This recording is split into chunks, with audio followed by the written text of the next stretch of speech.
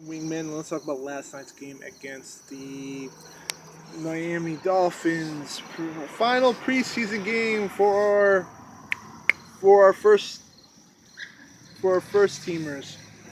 Um, in terms of the grade, it's really hard to kind of. All right, so in terms of the grade, it's really hard to give a grade because this offense is a little bit incomplete. Carson Wentz did look good many times when the pocket collapsed. Was able to sit down and duck his shoulder. Was able to make that wonderful fade, which I think was a little under for Torrey Smith, both for a touchdown, and it was able to. But there was one great play where he was able to stay in the pocket long enough with that nice little cut in slant to Ashon Jeffrey for the second touchdown. So other than that, I guess we finally got to see um, Carson Wentz hook up with our two free agent picks. Now that being said, the offensive line still looks incredibly shaky right now, especially within the middle line where Allen Barber used to play. The offensive line just didn't look that good. The run blocking is still a big problem. The pass block is a really big issue, especially with our running backs. It seems like a lot of our running backs don't want to block other than Corey Clement, and I think that's probably one of the reasons why Corey Clement might end up making his team over Donnell Pumphrey, because right now Donnell Pumphrey hasn't really been able to show really anything at this moment. However, he could get redshirted, but I don't know. I really don't know what's going to happen with Donald Pumphrey. But right now, for my guess, if they were going to have cuts today, I think you're taking four running backs, and I think Donald Pumphrey is the odd man out in this list. LeGarrette Blunt looked okay. He found a hole. However, he does look a couple steps slower. He's going to be your every down back, though. I mean, people want to say Wendell Smallwood should be the every down back, but the problem with Wendell Smallwood is the guy gets hurt. He's always having these ticky tack injuries. How are you going to be helpful if you're going to continue to have these little ticky tack injuries, man? It doesn't help the Eagles at all. And he has all the talent in the world if he can just stay healthy. And I think that's one of the biggest issues right now. We have a lot. Either we have a bunch of running backs right now that can't stay healthy, or they're just way too slow and past their prime. But this is what we have to make do. And Sproles can't carry the load anymore. He's really just there for just to be a specialist. So I mean, there's a lot of issues right now for the running back and a little bit of offensive line. Offensive line, not too worried about too much, but it does. But I don't. I can see why it can give a concern to a lot of the Eagles population, the Eagles fans. Um, the defense at times looks really okay. Looks a lot more better ahead of the offense. Michael Kendricks has been a preseason beast right now, making interceptions and returning it for touchdowns. But that's only during the preseason, and it looks like Kendrick seems to benefit with the blitz.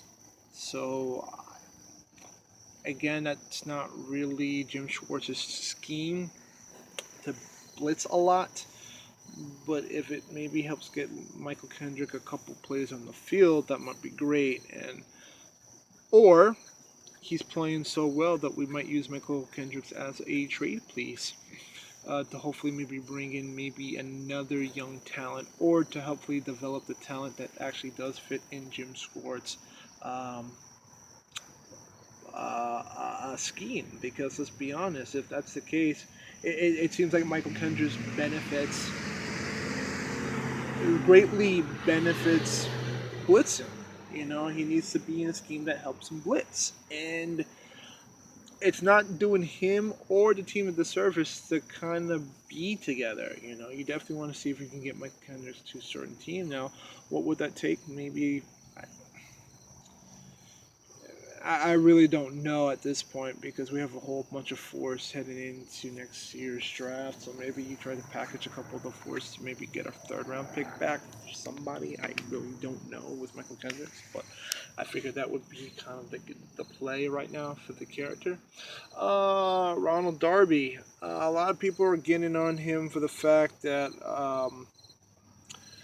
that he blew coverage on two plays. One against the more taller receiver, the guy's like 5'11", and 5'11", and turned his head to try to make a play on the ball. Unfortunately, he couldn't be able to locate it, so he ended up getting beat on that one. That play, I'm not going to hate on him because at least he turned to look for the ball. I mean, you can't really say that for a lot of cornerbacks that have been on our squad, right? Anytime that they're playing that position, we only see the back of the jersey. So the fact that we have a guy that actually is trying to locate the ball actually is a far more better step up than the people that we have. Now, the second play where he got beat on the double move and then he had to make up the speed to catch up, I think that's more of a technique issue. Again, he's very young, 22, 23. It was a little bit under being in Jim Schwartz's tutelage, and I think as a camaraderie kind of builds and everybody kind of meshes, I think that's going to sit down and take care of it.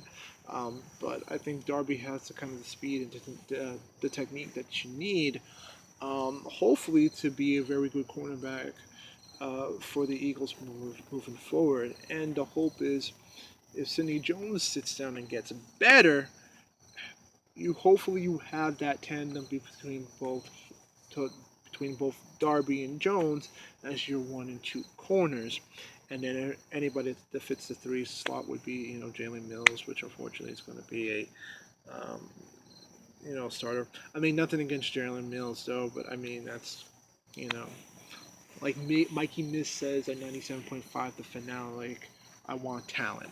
I want talent on my squad.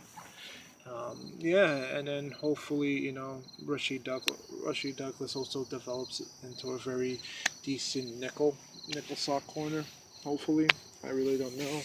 But other than that, really kind of just, and then other than that, it's just kind of really gauging that front four. Again, the offense, this team feels very incomplete, and I don't think we'll really get to understand the true makeup or what the true identity of this team until week 4 when we play against the Chargers. I think that's my honest opinion. There's just way too many questions, way too many holes. I think it's really clear that Doug Peterson is going to throw the ball 70 times and put Carson Wentz in poor man's way. Um, yeah, I think that's all I can really say. There wasn't a lot of information that we can really take away other than the fact that we finally got to see those two hookups between Wentz and between Jeffrey and Smith. But other than that, a lot of it is still a lot of question marks. How's that pony's play going to work between both Sproles and Donald Pumphrey? That's if Pumphrey even sits down and makes the squad. He hasn't played well in this goddamn preseason. So, yeah, too many holes, too many questions. We're not going to find any of that out until week 1 against the Redskins. Again, that's my opinion about the whole situation. But I'd like to hear about yours in the comments below. Also check out my Facebook page and also check out my Twitter page. Until then, ladies and gentlemen, enjoy the rest of your weekend. Philadelphia Nation, stay fly.